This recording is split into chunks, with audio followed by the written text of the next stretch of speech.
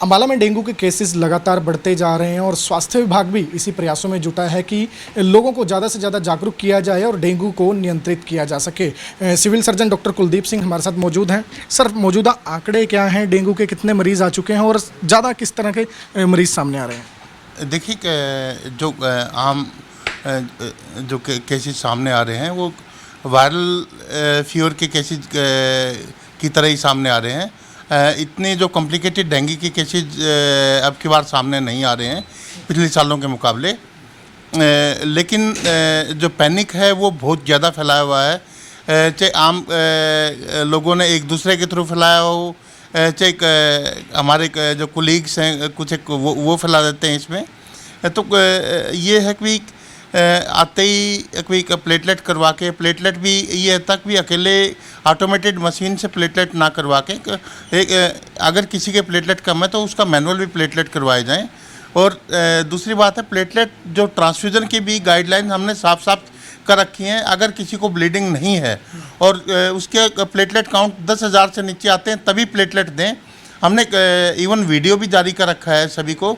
और उसके बाद भी अगर कोई प्लेटलेट बगैर किसी इंडिकेशन के अगर प्लेटलेट देगा तो हम उसके खिलाफ कार्रवाई भी करेंगे, क्योंकि इससे फ्लूइड ओवरलोड होता है। कई बार पेशेंट्स में जो कॉम्प्लिकेशंस हैं इसी के कारण, जो बिना इंडिकेशन के कारण जो प्लेटलेट दे देते हैं उसके कारण पेशेंट में फ्लूइड ओवरलोड हो जाता है और उसके कारण पेशेंट की जो तबीयत है वो काफ़ी ख़राब होती है। तो मेरी आम लोगों से भी यही है, राय है और सलाह है कि प्लीज़ कि आप अपने पेशेंट्स को ये है कि जहाँ तक हो कि घर पर रखने की कोशिश करें अगर वो खा पी रहा है तो। और अगर पेशेंट की तबीयत ज़्यादा ख़राब है तभी उसको ये हॉस्पिटलाइज करवाएं। अगर पेशेंट मुंह से ले रहा है और फीवर कंट्रोल, पैरास्टामोल से फीवर कंट्रोल हो रहा है तो पेशेंट की हॉस्पिटलाइजेशन की कोई ज़रूरत नहीं है। हाँ, जब भी पेशेंट, जब तक अस्पताल में पेशेंट रहेगा या घर पे पेशेंट है, कुछ पेशेंट्स के ऊपर मच्छरदानी ज़रूर या उसके आसपास जो मॉस्किटो रेपेलेंट ज़रूर दिला के रखें, क्योंकि अगर उस पेशेंट को डेंगू का मच्छर कोई भी यानी एडिस मॉस्किटो काटेगा तभी उसमें डेंगू वो मच्छर डेंगू का मच्छर होगा, यानी उसमें डेंगू आएगा और वो अगर आगे काटेगा तभी डेंगू फैलेगा। जी सर, एक वायरल फीवर भी इन दिनों काफ़ी ज़्यादा चल रहा है। लगातार लोग 2-2, 3-3 बीमार रह रहे हैं, तो उसको लेकर क्या कुछ गाइडलाइंस हैं? देखिए, इसमें कोई दो राय नहीं कि जो लगभग हमारे 8,000 के आसपास टेस्ट हो चुके हैं पब्लिक और प्राइवेट को मिला के, और उनमें जो पॉजिटिविटी निकल के आई है कि 318 केस पॉजिटिव आए हैं। तो बाकी केस हैं जो वायरल फीवर के हैं। और वायरल फीवर भी मैं ये नहीं कहता कि वेक्टर बोर्न नहीं है, यानी मच्छरों द्वारा जनित वायरल फीवर नहीं है। कोई भी फीवर, वायरल फीवर किसी भी तरह का मच्छर से पैदा हो सकता है। और मच्छर में किसी भी तरह का वायरस, जो अकेला डेंगू चिकनगुनिया यही नहीं, दूसरी तरह के वायरस भी वो हैं, तो वो भी फैल सकते हैं। तो मेरी सलाह ये है कि ज़्यादा से ज़्यादा हाइड्रेशन करें अपना, यानी जितना ज़्यादा पानी पिया जा सके उतना ज़्यादा पानी पिएँ, कोकोनट वाटर पिएँ। और जो उसमें अगर पेशेंट को थोड़ी बहुत वॉमिटिंग हो रही है तो इलेक्ट्रॉल वगैरह डाल के उस पानी को अभी कम से कम 4 से 5 लीटर पानी दिन में ज़रूर पिएँ, ताकि उससे कभी पेशेंट का जो फ्लूइड है वो जो बॉडी का फ्लूइड है वो ठीक ठाक मात्रा में रहे। और जो पेशेंट का इससे बुखार भी कम आएगा। और अगर पेशेंट को फीवर ज़्यादा है तो उसकी हाइड्रोथेरेपी करें, यानी जो ठंडे पानी की जो स्पंजिंग बोलते हैं हम उसको स्पंजिंग करें। और पैरास्टामोल प्रॉपर मात्रा में पैरास्टामोल लें, और पैरास्टामोल को छोड़ के कोई भी दूसरी तरह की कोई दवाई ना लें। और मेरी उसके साथ साथ लोगों से ये है कि अभी आपको पता है कि बारिश अभी 10 दिन पहले ही बारिश होकर हटी है, तो जब तक ये पानी खड़ा रहेगा तब तक मच्छर वैसे ही ब्रीडिंग होती रहेगी। तो लार्वा को नष्ट करने के लिए आपके आसपास जितना भी जहाँ पे भी पानी खड़ा है उसके ऊपर 5 से 10 मिलीलीटर तेल, यानी हार्डली 1 से 2 चम्मच तेल उसके ऊपर डाल देंगे तो उसके ऊपर लेयर बन जाएगी। जो मॉस्किटो के लार्वा है वो वहीं पे ख़त्म हो जाएंगे। तो मेरी आपके माध्यम से सभी अम्बाला वासियों को यही अपील है, अगर हम खुद का बचाव करेंगे तो खुद का बचाव तो हो ही होगा, दूसरों का बचाव भी होगा और मच्छर तभी से पैदा नहीं होंगे अगर हम अपने गमलों की सफाई रखेंगे, अपने कूलरों को प्रॉपर साफ़ करके रखेंगे।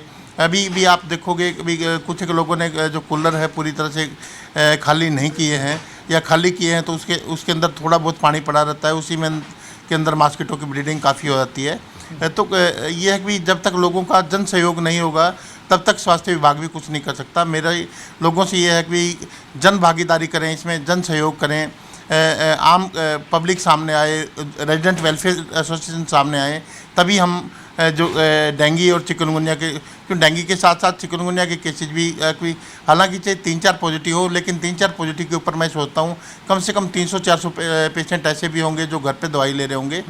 तो ये है कि दोनों तरह के जो वायरल फीवर है वो एक ही तरह के मच्छर से फैलते हैं, और इनकी लगभग जो साइन एंड सिम्टम है वो लगभग मिलते जुलते हैं, एक्सेप्ट जो सिर्फ जो डेंगू में है, डेंगू हेमरेजिक फीवर, और डेंगू जो शोक सिंड्रोम है, यानी जो कॉम्प्लिकेटेड डेंगू जिसको बोलते हैं, वो उसके कारण कोई डेंगू में अभी जो कॉम्प्लिकेशन के कारण कोई कुछ एक के हज़ार में से सिर्फ हार्डली 2 या 3 केस की जो डेथ होती है अगर कोई कॉम्प्लिकेशन में जाता है तब। और कॉम्प्लिकेशन में जाने का कारण भी ये है कि और हॉस्पिटलाइजेशन ना करें। मैं अपने IMA के कोलीग्स को भी कह रहा हूँ, अभी जब तक ज़रूरत ना हो तब तक पेशेंट की हॉस्पिटलाइजेशन ना करें। और ये है कि फ्लूइड को अभी तभी फ्लूइड दें जब पेशेंट मुंह से कुछ खा पी नहीं रहा, या लगातार पेशेंट को वॉमिटिंग हो रही है, डायरिया हो रहा है, या जो गैस्ट्रोइंटेस्टाइनल सिम्टम्स अगर पेशेंट्स को आ रहे हैं तभी फ्लूइड दें।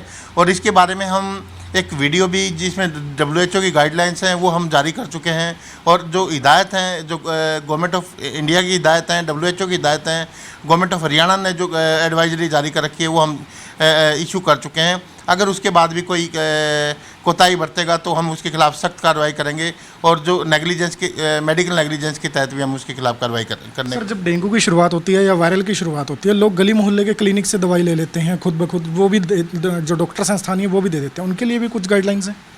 देखिए, सबसे पहले तो मैंने अपने जितने भी फील्ड में जो हमारे कम्युनिटी हेल्थ ऑफिसर हैं, मेडिकल ऑफिसर हैं, आज मॉर्निंग में अपनी गाइडलाइंस भी कोई भी फीवर हो, सबसे पहले आते ही भी जो मोस्ट कॉमन फीवर इस टाइम पे है डेंगू और चिकनगुनिया है, आते ही उनका रैपिड टेस्ट करें, रैपिड टेस्ट करने के बाद ही उनका ट्रीटमेंट स्टार्ट करें।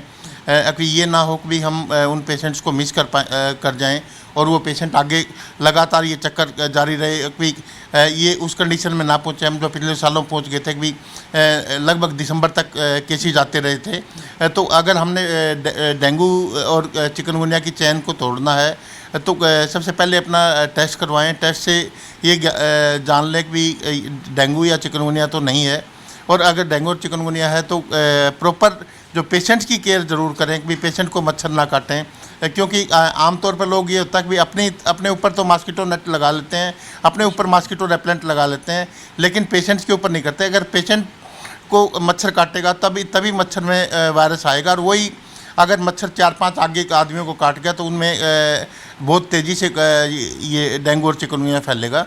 तो और दूसरी जहाँ तक गली मोहल्लों की क्लिनिक्स की बात है, मैं साफ उनको चेतावनी देना चाहता हूँ कि अगर किसी भी तरह की इस तरह की आपने ट्रीटमेंट करने की कोशिश की, क्योंकि जो सरकारी अस्पताल हैं वो लगातार आते ही डेंगू और चिकनगुनिया के टेस्ट कर रहे हैं, और जितने भी प्राइवेट अस्पताल हैं उनको भी गाइडलाइंस इश्यू हो चुकी हैं। जो मान्यता प्राप्त प्राइवेट अस्पताल हैं उनको अगर किसी ने अपने तौर पे, मैंने इवन ये भी देखा कि आपने बिल्कुल ठीक कहा कि मैंने ये देखा है कि जो दवाई नहीं देनी चाहिए, जो non steroidal anti inflammatory NSAID drug बोलते हैं हम इनको, वो भी जिसमें एस्पिरिन, डिस्पिरिन, वोरोन, ब्रूफेन वगैरह ये टैबलेट भी पेशेंट्स को प्रिस्क्राइब कर देते हैं। इसके कारण जो पेशेंट में ब्लीडिंग टेंडेंसी और भी ज़्यादा हो जाती है। तो मैं उनको चेतावनी देना चाह रहा हूँ कि अगर कोई भी पेशेंट आपको फीवर का इस टाइम पे एपिडेमिक में दिखाई दे तो तुरंत उस पेशेंट को सरकारी अस्पताल में भेजें। या किसी क्वालिफाइड डॉक्टर के पास भेजें। बहुत बहुत धन्यवाद सर। तो सीधे तौर पर 318 केसेस जो हैं अम्बाला में डेंगू के अभी तक रिपोर्ट हुए हैं। घबराने की ज़रूरत नहीं है क्योंकि इतने ज़्यादा स्ट्रॉन्ग जो है पॉजिटिविटी नहीं है। उसके साथ साथ सीधी वार्निंग प्राइवेट हॉस्पिटल्स को भी है कि अगर मरीज़ आपके पास आता है तो सीधा उसका एडमिशन ना किया जाए, उसे प्लेटलेट्स पर ना डाला जाए। और उसके साथ साथ जो गली मोहल्लों में क्लिनिक हैं उन्हें भी सीएमओ जो हैं वो कुलदीप सिंह चेतावनी देते हुए नजर आए हैं।